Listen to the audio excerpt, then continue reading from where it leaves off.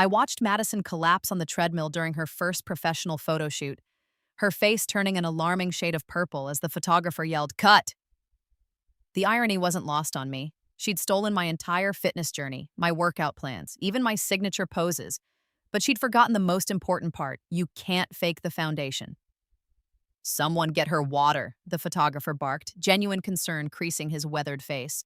This was supposed to be the easy warm-up shots. I stood in the corner of the studio, clipboard in hand, wearing the assistant's badge I'd strategically secured 3 weeks ago. Madison didn't even know I worked here. She was too busy pretending to be me, or rather, the version of me she'd murdered in my past life. Yes, murdered. Let me be clear about that. The memory of drowning was still visceral, the chlorinated water of our home pool filling my lungs as Madison held my head under, her perfectly manicured nails digging into my scalp. I'd been celebrating, foolishly, carelessly. I'd just signed my first major modeling contract with Apex Athletics, the biggest sportswear brand in the country. I was 24, finally free from my family's toxic shadow, finally making something of myself. I'd come home to share the news with Mom, hoping, stupidly, desperately hoping, that this achievement might finally earn me a fraction of the love she showered on Madison. Instead, I found my sister waiting by the pool, her smile sharp as a blade. "Congratulations," she'd said, and then she'd pushed me in. I thought it was a joke until I felt her hands on my head, pressing down, down, down. I'd fought, God, how I'd fought, but Madison had always been stronger. She'd played every sport in high school while I'd been too awkward and uncoordinated, or so Mom always said when she refused to pay for my activities while funding Madison's endless lessons. The last thing I remembered was Madison's voice, distorted by water. That contract should have been mine. Then I woke up in my childhood bedroom, 15 years old again, staring at the glow-in-the-dark stars I'd stuck on the ceiling when I was 12. My phone showed the date, 7 years before my death. 7 years before I'd even started working out seriously.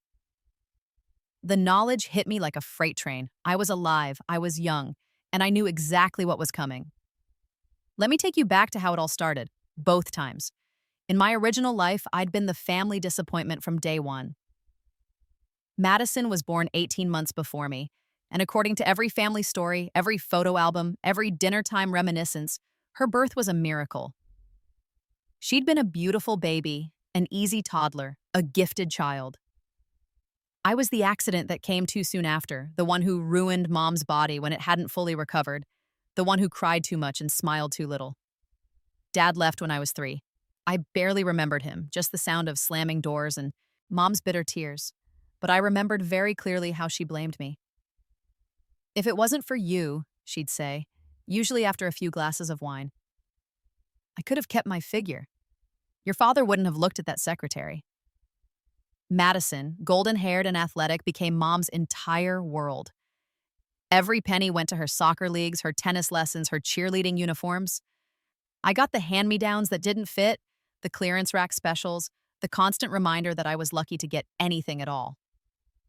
"You're not naturally talented like Madison," Mom would say when I asked why I couldn't join a sport, any sport. "It would be a waste of money. You're more the academic type." She said academic the way other people said boring. But I wasn't even particularly academic. I was just there, taking up space, eating food, a burden. High school was worse. Madison was the star athlete, the popular girl, the prom queen. I was invisible except when I was useful, doing Madison's homework, lending her money from my part-time job at the grocery store, money she never paid back, covering for her when she snuck out. "Family takes care of family," Mom would say whenever I protested. "Madison has a bright future. You need to support your sister." In my first life, I'd stayed small, kept my head down. I'd gone to community college because it was all I could afford, worked 2 jobs, lived at home because Mom charged me rent, but let Madison live free. I'd been 21, overweight from stress-eating dollar menu dinners, exhausted from my retail and waitressing shifts, when something finally snapped. A customer at the restaurant where I worked had left behind a fitness magazine. I'd flipped through it during my break, and something about the transformation stories had sparked something in me. These women had taken control of their bodies, their lives. They'd been underdogs too. I'd started small, walking, then jogging, then running. I'd watched YouTube videos in my cramped bedroom at midnight, learning bodyweight exercises. I'd saved money by meal prepping rice, beans, and chicken breast in bulk. I'd transformed myself slowly, painfully, in secret. Because in my family, trying to better yourself was seen as a betrayal. It meant you thought you were better than your circumstances, better than them. I'd hidden my progress under baggy clothes. I'd worked out at 5 a.m. before anyone woke up or late at night after everyone slept. For 3 years, I'd been a ghost with a secret double life. By 24, I'd built a physique that turned heads. I'd started posting transformation videos on social media, nothing identifying, just my body, my workouts, my meal plans. My account had exploded, brands had noticed, and then Apex Athletics had offered me that contract. 6 figures, my own signature line, national campaigns. I'd been so happy, so stupidly happy. And Madison had killed me for it, but now at 15, with all that knowledge burning in my brain, I had a choice to make. I could avoid Madison, avoid my family, avoid the pool. I could run away, start over somewhere else. Or I could take everything I'd learned and use it to become so successful, so untouchable, that Madison's jealousy would destroy her instead of me. I chose revenge. The first thing I did was start training. Not the tentative, self-conscious training of my first life, but the focused, knowledgeable training of someone who'd already spent years perfecting their craft. I knew which exercises built which muscles, which form prevented injury, which nutrition ratios supported lean muscle growth. I woke up at 4:30 a.m. and ran. At first, my 15-year-old body protested. I wasn't overweight this time, but I wasn't fit either. But muscle memory is a strange thing, even across lives. My body remembered the movements, even if it had to rebuild the strength. I couldn't afford a gym membership, so I got creative. I filled milk jugs with sand for weights. I used the playground equipment at the park for pull-ups and dips. I did burpees and mountain climbers and planks in my bedroom, headphones in, while Madison slept down the hall in her shrine of participation trophies. The second thing I did was document everything. I created a new social media account, not under my real name this time, but under a pseudonym, Phoenix Rising. Subtle? No, but I was 15 and full of rage and rebirth metaphors. I posted my workouts, my struggles, my small victories. I was careful not to show my face or anything that could identify me. This account wasn't for recognition yet, it was insurance. Timestamps proving this was my journey, my content, my intellectual property. Because I knew what was coming. In my first life, Madison hadn't cared about fitness until I'd gotten successful. She'd mocked my early attempts, called me obsessed, laughed when I meal prepped. But the moment I'd gotten that contract, suddenly she'd always been interested in fitness and had inspired me to start. This time, I was ready. Mom noticed my new routine after about a month. "What's with all the exercise?" she asked over breakfast, her tone suspicious. "You're not trying to show up Madison, are you?" Madison looked up from her phone, finally registering my existence. "Show me up at what?" "Nothing," I said, keeping my voice neutral. "Just want to be healthy." "Well, don't overdo it," Mom said. "You don't have Madison's natural athleticism. You might hurt yourself." I smiled blandly and ate my egg whites while they dove into a stack of pancakes drowned in syrup. Let them think I was delusional. Let them underestimate me. Every single day I got stronger. I educated myself obsessively, reading everything about kinesiology, nutrition, muscle building, fat loss. I knew I couldn't just be fit this time. I needed to be an expert. I needed to be undeniable. At school, I kept to myself. I'd learned in my first life that friendships in my hometown were complicated by Madison's popularity. Anyone who got close to me was either using me to get to her or would eventually choose her over me. So I stayed alone, focused, driven. By the time I was 17, 2 years into my second life, I'd transformed. I'd grown into my features, but more than that, I'd built a body that made heads turn. Lean muscle, defined abs, shoulders and legs that spoke of dedication. I still wore baggy clothes around the house, but at school, I'd started dressing to fit my new reality. The attention was immediate and uncomfortable. Boys who'd never looked at me suddenly wanted to talk. Girls asked about my routine. But I kept my secrets close. I gave vague answers and changed the subject. Madison noticed, though. Of course she did. I came home one day to find her in my room going through my phone. She'd figured out my passcode, probably watched me enter it at some point. "What the hell?" I said, snatching it back. She smiled that shark smile I knew so well. "Just curious about your little fitness thing. You've gotten kind of obsessive about it. It's none of your business. Are you on steroids or something?" She tilted her head, all false concern. "You don't look natural. People are going to think you're on drugs." I felt the old anger rise, but I tamped it down. Madison wanted a reaction. She wanted me to lash out so she could play victim so Mom would side with her. "I'm not on anything, just hard work." "Sure." She looked me up and down with undisguised envy. "It's just weird, you know? You were always so average. Now you're trying so hard. It's kind of sad." She left, but I knew I'd been right to hide my social media account. She was already jealous, and I hadn't even begun to peek. The turning point came when I was 18, about to graduate high school. My Phoenix Rising account had grown to 200,000 followers. I'd kept my identity hidden, but my content was gold. Detailed workout plans, nutrition guides, motivational posts. I'd learned video editing in my spare time, making my content professional quality.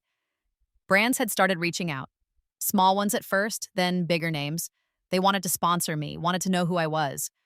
I'd put them all off, waiting, building, growing. Then I got the email that changed everything. Apex Athletics wanted to meet Phoenix Rising. They'd been following my journey, loved my aesthetic and my expertise. They wanted to discuss a potential partnership. It was 3 years earlier than my first life. I'd accelerated the timeline. I didn't tell anyone at home. Instead, I took a bus to the city on a Saturday, telling Mom I was working a double shift at my grocery store job. The meeting was everything I'd dreamed. A glass office overlooking the city, executives who treated me like I mattered, numbers that made my head spin. They wanted me, the real me. They wanted to build a campaign around my transformation, my expertise, my story. They wanted Phoenix Rising to become my real brand. "We'd need to do a full reveal," the marketing director said. She was a sharp woman in her 40s named Caroline. "Your audience has been dying to know who you are." We'd plan a whole campaign around the unveiling, tie it to our new athleisure line launch. "When?" I asked. 6 months. That gives us time to prep, to build the mystery, to make it an event." I was 19 by then, having taken a gap year after high school to work and save money while I built my platform. Madison had gone to state college on a partial soccer scholarship, though she'd spent more time partying than playing, according to her Instagram. 6 months.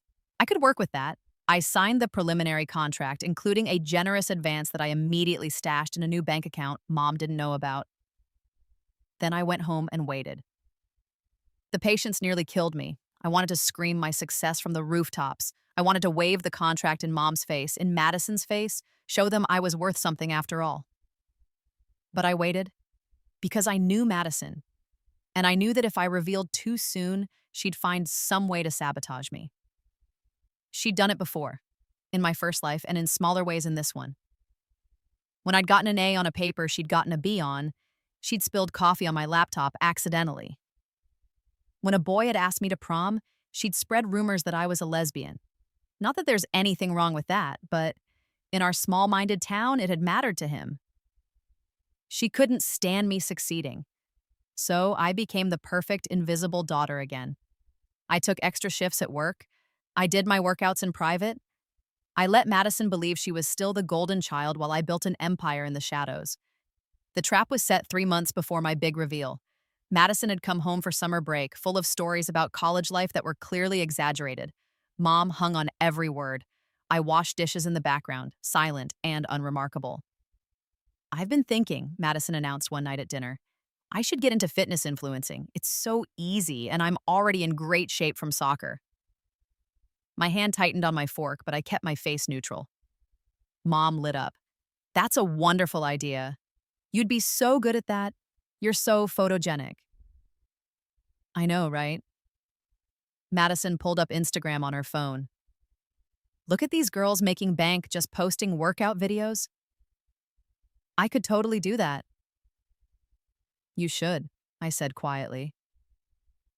They both looked at me startled. I rarely contributed to their conversations. I mean, you're naturally athletic, I continued, feeding Madison's ego like poisoned candy. You'd probably be great at it. Madison's eyes narrowed suspiciously, but Mom beamed. See, even Jen thinks so. You should definitely do it, sweetie. Over the next few weeks, I watched Madison dive into fitness influencing with the same entitled confidence she brought to everything. She filmed herself doing exercises with terrible form. She posted meal plans that made no nutritional sense. She bought followers to inflate her numbers, and she started copying me. I'd expected it, but it still made my blood boil. She didn't know Phoenix Rising was me, but she'd clearly found my account and decided to use it as her template. She copied my workout structures, my video editing style, even some of my caption phrases word for word. When I pointed out the similarity once, casually, she'd laughed. It's not like anyone owns workout moves, Jen. Don't be weird. Mom had agreed. Madison's just being smart, using what works. That's called being business savvy. I'd smiled and nodded and let them think I was too stupid to see what was happening. Meanwhile, I documented everything. Screenshots, timestamps, comparison videos. I built a file that would bury Madison when the time came. The difference was that Madison didn't actually do the work. She'd film a few exercises, then edit them to make it look like a full workout. She'd post photos with strategic angles and filters while eating junk food off camera. She'd buy expensive workout clothes and equipment with Mom's credit card, but barely use them. Her body didn't change because she wasn't putting in the effort. But her follower count grew because she was good at the social media game, engaging with comments, using trending sounds, collaborating with other small influencers. By the time my reveal date approached, Madison had 50,000 followers and an ego the size of Texas. She'd started telling people she was a fitness expert and had even done a few small sponsorships with desperate supplement companies. I was working at Apex Athletics headquarters by then. I'd accepted a position as a social media coordinator 3 weeks earlier, a role Caroline had created specifically to get me in the building without revealing who I was. The official story was that they'd hired me to help with general content, and I'd happened to have an in with Phoenix Rising, which is how I came to be standing in that studio, watching Madison audition for the very campaign that was already mine, wearing my assistant badge like camouflage. Apex had decided to hold open auditions for the campaign as a publicity stunt. They'd announced they were looking for Phoenix Rising, that the mysterious influencer would reveal herself among the hopefuls. It was genius marketing. Every fitness influencer with a following would show up, the competition would generate buzz, and my reveal would be that much more dramatic. Madison had been one of the first to apply. Of course she had. She'd told Mom this was her destiny, that she was basically Phoenix Rising anyway. The irony was delicious. Now, watching her gasp for air after failing the basic treadmill test, I felt a surge of savage satisfaction. She'd been so confident walking in, chatting with the photographer about her years of training experience and her natural camera presence. The photographer, Marcus Ahimasababsis, kind man in his 50s who'd shot actual Olympians, had designed a simple test. The models would do a light jog on a treadmill for 10 minutes at a moderate pace, just enough to create some photogenic sweat and energy for the warm-up shots. Madison hadn't lasted 4 minutes. I think something's wrong with the treadmill, she panted, bent over with her hands on her knees. It was going too fast. Marcus checked the display as us. It was at 6. No, that's a pretty standard jogging pace. Well, I'm more of a sprinter, Madison snapped, her face flushed with embarrassment as much as exertion. And I didn't warm up properly. Can I go again? We have a lot of people to see today, Marcus said diplomatically. Why don't you take a seat and we'll move on? You can try again later if we have time. Madison's expression curdled. She was used to being given second chances, third chances, infinite chances. She looked around the studio, at the other hopefuls watching with barely concealed glee, at the production assistants whispering to each other, at me. Her eyes passed right over me. I was nobody in my black assistant polo and clipboard, just part of the background. Fine, she spat. But I want it noted that the equipment was faulty. One of the producers, a woman named Diana, stepped forward with a practiced smile. Of course, we'll make a note. Please have some water and take a seat in the waiting area. Madison grabbed her designer water bottle, purchased specifically for this audition, I knew, because I'd seen the receipt when she'd left it on the kitchen counter, and stormed to the folding chairs along the wall. I busied myself with my clipboard, checking off her name and writing a neat "failed" next to it. Around me, the auditions continued. Most of the women were genuine fitness enthusiasts.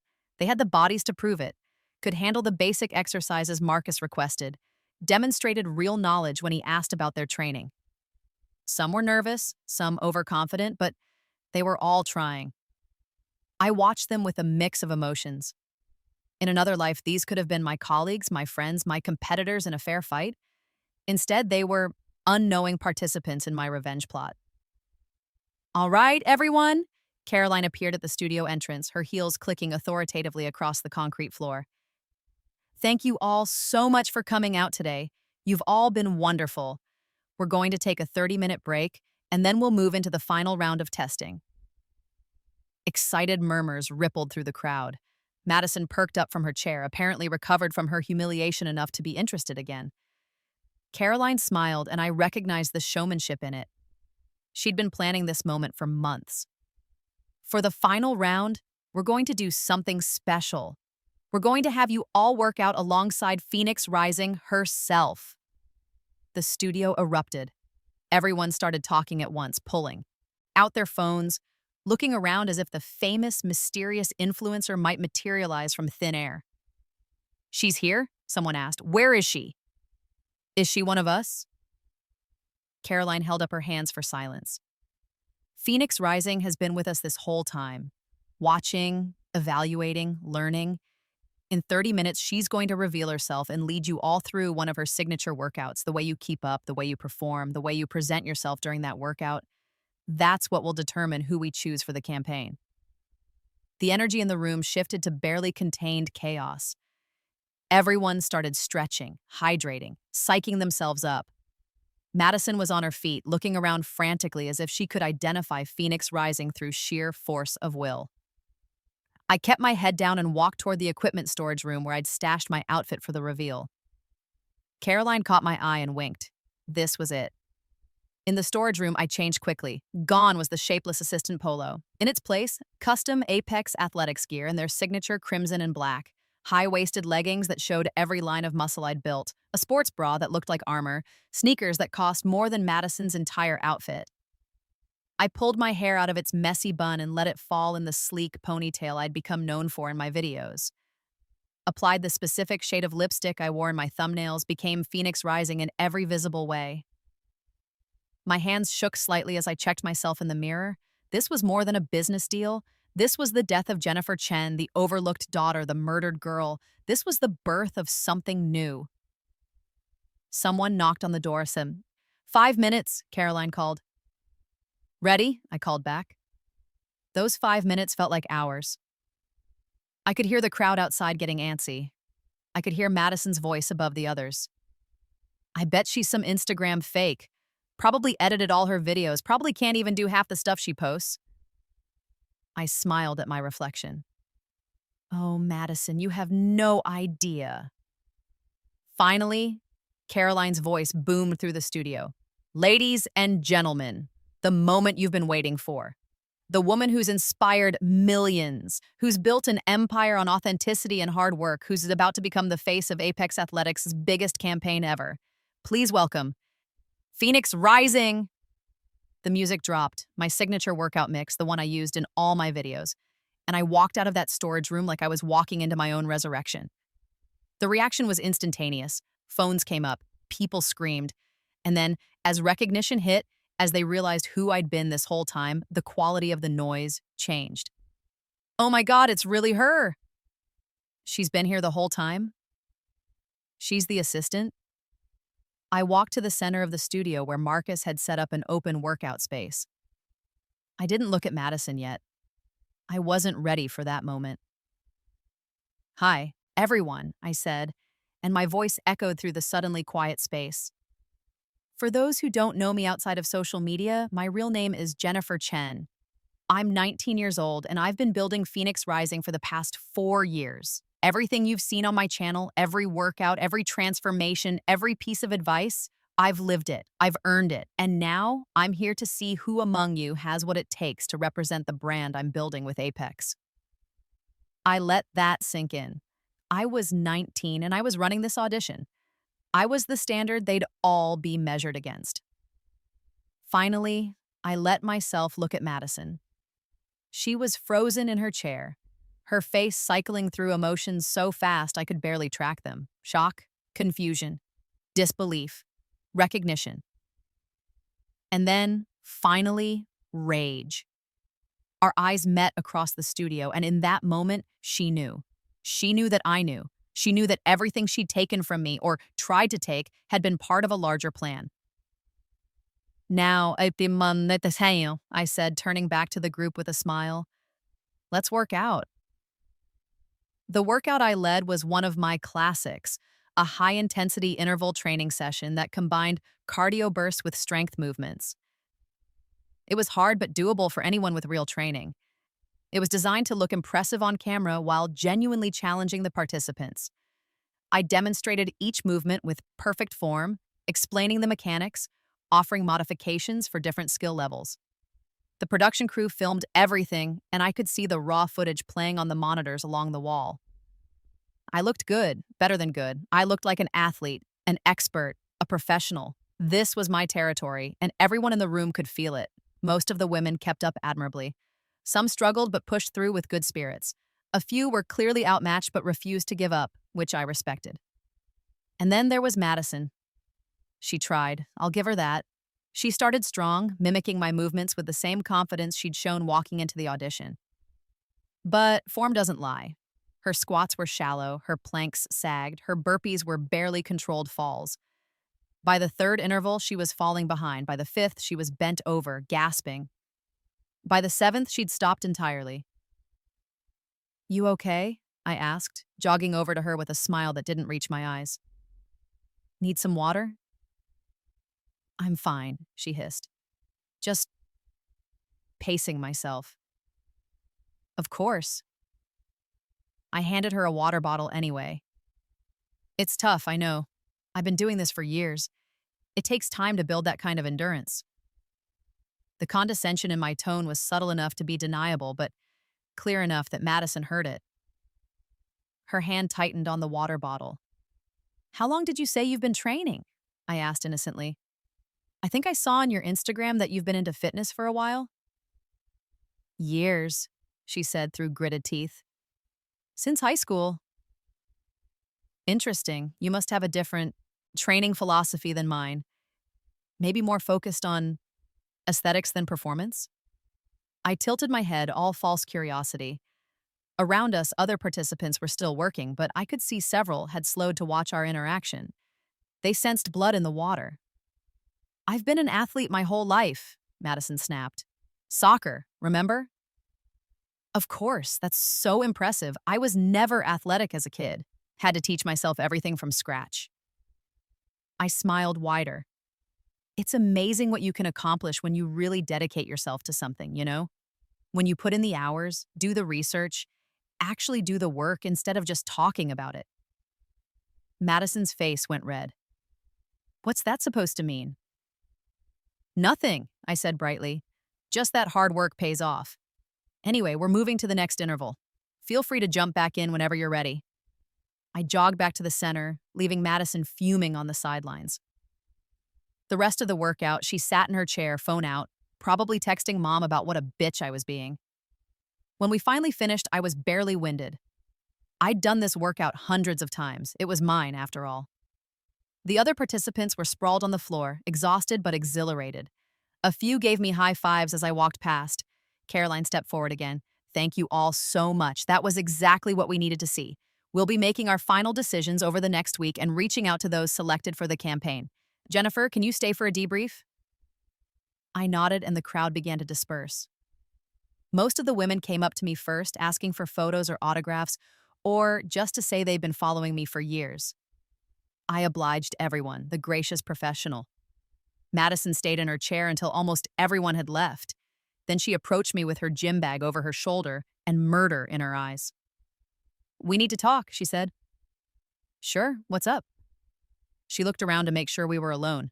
Most of the crew had stepped out for a break, and Caroline was in the office making calls. "When were you going to tell me?" "Tell you what?" "That you're Phoenix fucking rising. That you've been lying to me, to Mom, for years." "I haven't lied about anything," I said calmly. "You never asked."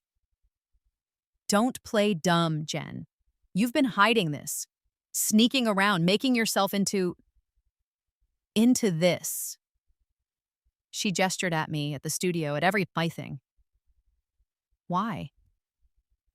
Why would I tell you?" I met her eyes steadily. "So you could take it from me? So you could tell me I was getting too big for my britches? So you and Mom could find some way to make it about you? That's not fair. Isn't it?" I leaned against the equipment rack, casual as anything. "Madison, you've copied every single thing I've posted for the last 3 months. You've stolen my workout structures, my video editing style, my caption format. You launched your entire fitness influencer career on the back of my content. Did you think I wouldn't notice?" She had the grace to look slightly guilty, but it passed quickly. That's how social media works. Everyone takes inspiration from everyone. There's a difference between inspiration and plagiarism. I have timestamps on everything, by the way. Documented proof that I posted first. Every single time. Madison's jaw clenched. "You're really going to be petty about this? We're family." "Family." I laughed and it came out bitter. "Yeah, we are. That's why you've spent your entire life treating me like I'm nothing. That's why you get everything handed to you while I have to fight for scraps. That's why Mom loves you and tolerates me. That's not... It is. And you know what? I'm done. I'm done being the backup daughter. I'm done being your stepping stone. I built this. Me. And you don't get to take it." Madison's shock was giving way to anger. "You think you're so special now? You think this changes anything? You're still the same pathetic girl who could never measure up." "No," I said quietly. "I'm not. But you are still the same spoiled brat who thinks the world owes her everything. And it's going to destroy you." She stepped closer, lowering her voice to a hiss. "I will ruin you. I'll tell everyone what a freak you are. I'll tell them how you've been obsessed with working out since you were 15, how you're obviously on steroids. I've been drug tested by Apex. Clean results, want to try again? I'll tell them you stole content from other creators, that you're not who you say you are. I have timestamps proving every post is original. I own all my intellectual property. There's literally nothing you can do." Madison was shaking now, her hands curled into fists. For a second, I thought she might actually hit me. Part of me wanted her to. Assault charges would be a nice addition to my documentation, but she didn't. Instead, she said, "Mom is going to hear about this, about how you've been lying, hiding things, making me look bad." "Tell her," I said, tell her everything. Tell her I'm successful. Tell her I have a 6-figure contract. Tell her I'm about to be famous. See if she believes you. See if she cares." Madison's face crumpled, and for a second she looked young, lost. Then the mask snapped back into place. "This isn't over." "Yes," I said. "It is." She left, slamming the studio door hard enough to rattle the windows. I stood there for a long moment, adrenaline still coursing through my veins. The confrontation had been everything I'd hoped for and nothing like I'd imagined. I'd thought I'd feel triumphant. Instead, I just felt tired. "That was intense," Caroline said, emerging from the office. She'd clearly been listening. "Family?" "Sister," I said. "Ah," Caroline nodded knowingly. "The one who's been ripping off your content? You noticed?" "Honey, we noticed. We've had our legal team watching her account since she started applying to our open calls. We were just waiting to see how you wanted to handle it." She paused. "Do you want to pursue legal action?" I thought about it. Lawsuits, cease and desists, public battles. It would be satisfying in a way, but also exhausting. And it would keep me tied to Madison, keep me focused on the past instead of the future. "No," I said finally. "Not yet. Let her bury herself. She will. She always does." Caroline smiled. Spoken like someone who's been through this before. If only she knew. The next few months were a whirlwind. The campaign launched with my full reveal, a glossy spread in major fitness magazines, billboards in major cities, a commercial that played during prime time. Phoenix Rising had a face, and that face was everywhere. My social media exploded. I went from 200,000 followers to 2 million in a matter of weeks. Brands were throwing money at me for partnerships. I hired a manager, an accountant, a lawyer. At 19, I was running a legitimate business empire. And through it all, I watched Madison spiral. She'd gone home to mom, just as I'd predicted, and apparently spent hours crying about how I'd betrayed her, humiliated her, stolen her opportunity. Mom had called me exactly once. "What do you think you're doing?" she'd demanded without preamble. "Madison told me about your little stunt. How dare you embarrass her like that?" "I didn't embarrass her," I'd said, my voice level. "She embarrassed herself by showing up unprepared to a professional audition. She's been training for years." "No, she hasn't. She's been posting on Instagram for 3 months. There's a difference. You're just jealous that she's naturally talented and you have to work so hard." "Mom," I'd interrupted, "I got the contract. I'm the face of Apex Athletics. I'm making 6 figures. I'm successful.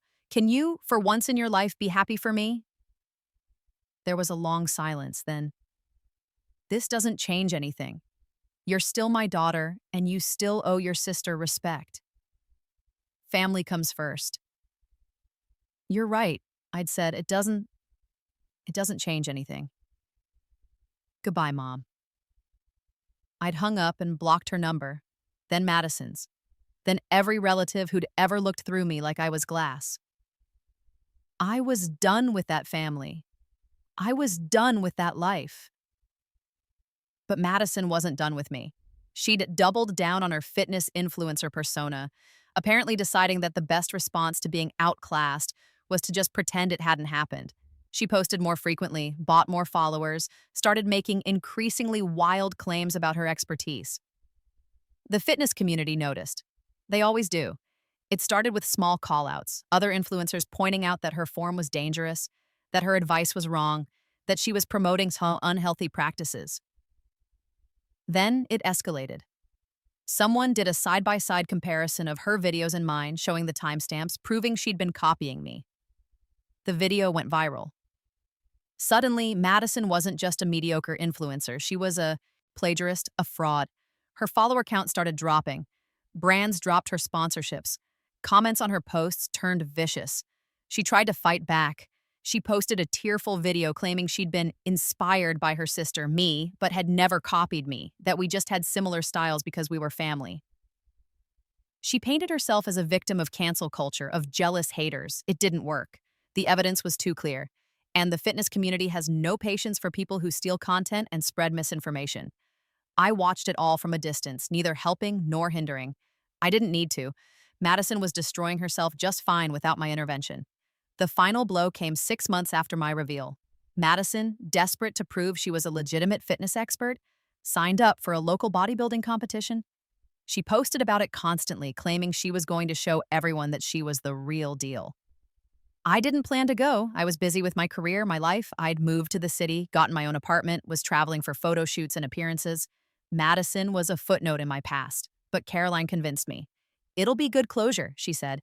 "See her fail one more time, then move on for good." So I went, sitting in the audience in a baseball cap and sunglasses, anonymous in the crowd. Madison's division was in the afternoon. When she walked on stage, I barely recognized her. She'd lost weight, but not in a healthy way. She looked gaunt, depleted. Her tan was streaky, her posing awkward. She'd clearly tried to crash diet and train her way to a competition-ready physique in 6 months, and it showed. The judges' faces told the story. This wasn't just a loss, it was an embarrassment. Madison placed dead last in her division. When the results were announced, she tried to keep smiling, but I could see the devastation in her eyes. I left before she could see me. I'd seen enough. That night, I got a call from an unknown number. Against my better judgment, I answered. Jen? Madison's voice was small, broken. Jen, please. I know you blocked me, but I need help. What kind of help? I don't know what I'm doing. I thought I could do this, be like you, but I can't. Everything I touch turns to shit. Mom won't even talk to me anymore because I'm such a disappointment. I'm a failure at the one thing I was supposed to be good at. She was crying now, ugly sobs that I could hear through the phone. I'm sorry, okay? I'm sorry for everything. For copying you, for being a bitch to you our whole lives. You were right about all of it. I stood at my apartment window looking out at the city lights. This was the moment, the revenge I'd been building toward. Madison broken and begging, admitting I'd won, and I felt nothing. No triumph, no satisfaction, just a vague sadness for the years we'd wasted hating each other. Madison, I said slowly, I can't help you. This isn't something I can fix for you. But I know how I did it. I don't know how you need to do it. Everyone's journey is different. And honestly, I don't think fitness influencing is your path. I think you latched onto it because it was mine, and you wanted what I had. But you don't actually love it. You don't love the work. She was quiet, sniffling. Find something you actually care about, I continued. Something that's yours. Not mom's dream for you. Not stolen from someone else, yours. And then work for it. Really work. Stop looking for shortcuts and validation and just do the work. I don't know if I can. Then you can't. But that's not my problem anymore. I paused. I hope you figure it out, Madison. I really do. But I can't be part of your journey. I have my own life to live. Jen, I hung up. Then I blocked that number too. 3 years later, I was 22 and at the peak of my career. I'd launched my own activewear line, written a best-selling fitness book, been featured on magazine covers worldwide. I had millions of followers, multiple revenue streams, and a team of people who worked for me. I'd also, cautiously, started dating. My boyfriend, Marcus, yes, the photographer from that first audition, we'd reconnected at a later shoot, was supportive and kind and completely outside the fitness industry. He was an artist who found my drive fascinating but didn't compete with it. Life was good, better than I'd ever imagined it could be. I thought about Madison sometimes, wondering what had become of her. I'd stopped checking her social media years ago, had blocked her completely from my digital life. I'd heard through the grapevine that she'd dropped out of college, moved back home with mom, worked retail. Then one day I got a letter. Actual physical mail forwarded to me by my management company. It was from Madison. I almost threw it away, but curiosity won. Jen, I'm not going to ask you to forgive me. I don't deserve that, but I wanted you to know that I've spent the last 3 years in therapy, working on myself, trying to understand why I treated you the way I did. The therapist says it was jealousy mixed with mom's narcissism and golden child syndrome, and a bunch of other psychological terms that basically boil down to, I was a spoiled brat who couldn't handle not being the center of attention. You were always stronger than me, not physically, I mean emotionally. You survived our childhood with your soul intact. I didn't. I became mom's mini-me, cruel and petty and hollow. I'm working on changing that. I'm going to community college now, studying to be a physical therapist. Not because of you, or not just because of you, but because I realized I do actually care about helping people with their bodies, their pain, their recovery. It's different from what you do. It's mine. I'm also not in contact with mom anymore. She didn't take it well when I told her I was in therapy to deal with our family dynamics. Said I was betraying her, being dramatic, blaming her for my failures. Maybe I am. But I'm also taking responsibility for my own actions. I'm not asking for anything. I'm not asking to be in your life. I just wanted you to know that you were right about everything and that I'm trying to be better. I'm happy you're successful. I'm happy you got everything you deserved. You earned it. Madison. I read the letter 3 times. Then I folded it carefully and put it in a drawer. I didn't respond. Maybe someday I would, but not yet. The wounds were too fresh, even after years. Madison was doing the work, and that was good, but it didn't erase the past. It didn't erase the first life where she'd murdered me. She didn't know about that, could never know about that. But I carried it with me, a secret scar.